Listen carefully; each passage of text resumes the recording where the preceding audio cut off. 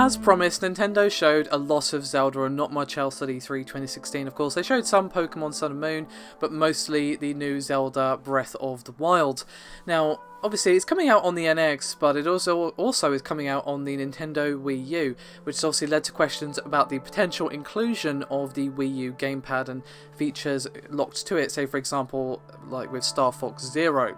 However, I have some comments here from the producer IG Anuma, who has said that thinks misusing the Wii U Gamepad would actually get in the way of the gameplay of the new Legend of Zelda. Now obviously, the times when the Wii U Gamepad has actually benefited the game, say for example with Zombie U, are in my mind far outstretched by the ones that have made the gameplay more frustrating, say for example with the rather infamous Star Fox Zero.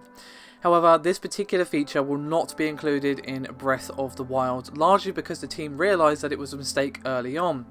And AG said to Wired, quote, "We realised that having something on the gamepad and looking back and forth between the TV screen and the gamepad actually disrupts the gameplay and the concentration that the game player may be experiencing. You have your car's GPS system on your dash. If you had it down your lap, you're going to get into an accident." Now, I have no doubt that the gamepad will still be used. It would probably be for, say, your inventory or your map view or something like that. That would actually be a fairly decent use of the gamepad. You press the map button or whatever, and you look at the gamepad for the map, and same for your inventory, and you can, use that to organise or look what gear you've got or whatever. That would actually be a decent use of the gamepad, but not having it included in sort of day-to-day or moment-to-moment, shall we say, gameplay is definitely a wise choice, and they are indeed right that it does nothing to sort of add to the gameplay. In fact, it actually breaks immersion, makes you look down, oh, I'm holding a controller, so it's definitely something that I 100% agree with, and Legend of Zelda Breath of the Wild is looking really good.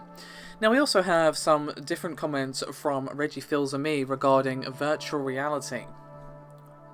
Now, obviously, we've had plenty of companies decide that they want to jump into the VR sort of swimming pool, I guess. Now obviously Sony's in there, Microsoft are in there, obviously we've got a few PC ones. Many people have wondered, well, are Nintendo going to try it? And according to Reggie, the answer is simple. When VR is ready to be embraced by the mass market audience, they will be there, but they believe the audience is too limited at the moment. Now, he made these comments when speaking to Bloomberg, in which he said, quote, "We've been looking at the VR space since the days of the Virtual Boy. With us, we want to make sure our next content is going to be mainstream, mass market approachable, and when something like VR is at that point, you can expect Nintendo to be there." And he went on to add that this is the way that Nintendo has approached technology for some time, and it's usually worked out in their favour. And he said, quote, "There was a lot of gyroscopic technology out there in the marketplace, but it took the Wii and the Wii Remote to really make it mainstream. Even going all the way back to the Nintendo DS, that was the first electronic device that really made extensive use of a touchscreen." Now, he did imply that VR of course has value, but it's currently restricted to what he calls short snacks of entertainment that aren't guaranteed to succeed on a large scale.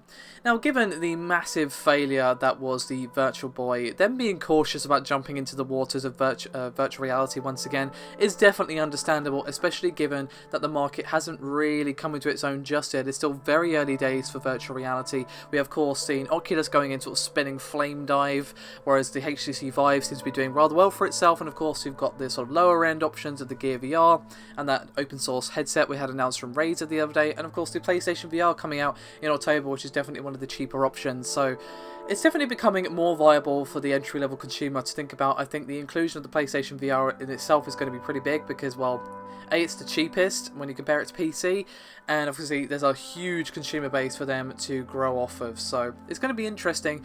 I still believe that virtual reality is going to be the way forward. It's just going to take some time for us to get there. It's going to take the cost to come down, availability has to be good, we need to not have another Oculus disaster, that sort of thing.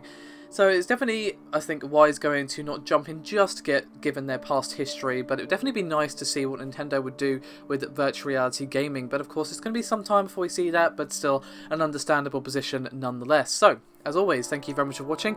Do let me know your thoughts and opinions, and as always, do remember to like and subscribe if you haven't done so already. It does help out a great deal, and it is very appreciated. So, once again, thanks for watching. Bye-bye.